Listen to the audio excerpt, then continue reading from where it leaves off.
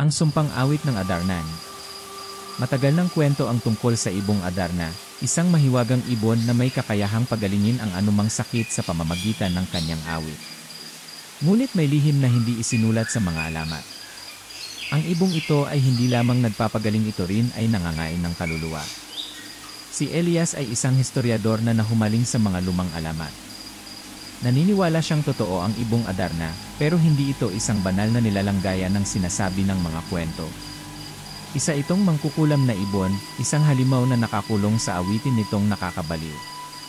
Sa loob ng maraming taon, pinag-aralan ni Elias ang mga lumang mapa at kwento ng mga matatanda hanggang sa matagpuan niya ang sinasabing tirahan ng Adarna, isang lumang puno sa gitna ng kabundukan. Tahimik ang buong paligid, tila walang anumang hayop ang nangangahas lumapit. Ang puno ay natatakpan ng ginintuang balahibo, ngunit sa ilalim ng liwanag ng buwan, may kakaiba siyang napansin, may mga aninong gumagalaw sa pagitan ng mga sanga. Bigla, isang kakaibang awit ang pumuno sa hangin. Hindi ito maganda gaya ng sinasabi ng mga alamat. Ito'y puno ng paghihati, ng paghihirap, ng libo-libong tinig na umiiyak sa sakit. Napahawak siya sa kanyang ulo, pero huli na. Hindi niya mapigilan ang kanyang katawan, unti-unti siyang lumalakad papalapit, tila isang sunod-sunurang manika. Sa itaas ng puno, lumitaw ang ibong Adarna. Ang mga mata nito ay nagliliyab na parang apoy, at ang gintong balahibo nito'y kumikintab sa dilim.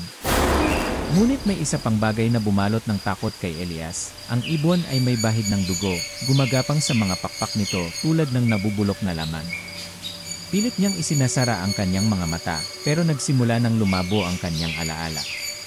Sino nga ba siya? Bakit siya narito? May bumubulong sa kanyang isipan, mga tinig na pamilyar, ngunit hindi niya maalala kung sino. Doon niya napagtanto, ang mga boses na yon ay hindi kanya. Sila ang iba pang biktima ng Adarna. Nang muling luminaw ang kanyang paningin, nakita niya ang paligid ng puno. Napuno ito ng mga patay na katawan, mga tao na hindi na makagalaw, hindi na makahinga. Ang kanilang mga mata ay nanlilisik sa takot, ang kanilang mga bibig ay nakabukas na tila nais sumigaw pero walang tunog na lumalabas. Sila ang naging bahagi ng sumpa, bahagi ng walang katapusang awit ng Adarna. Bago siya tuluyang lamunin ng dilim, tumingin si Elias sa ibong Adarna at nakita ang pinakanakakatakot sa lahat, ang tuka nitong unti-unting bumukas, hindi tulad ng isang ibon kundi parang isang bungangang may hanay ng matatalim na ngiping tao.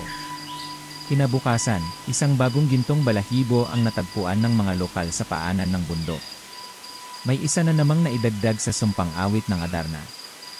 Makikinig ka pa ba?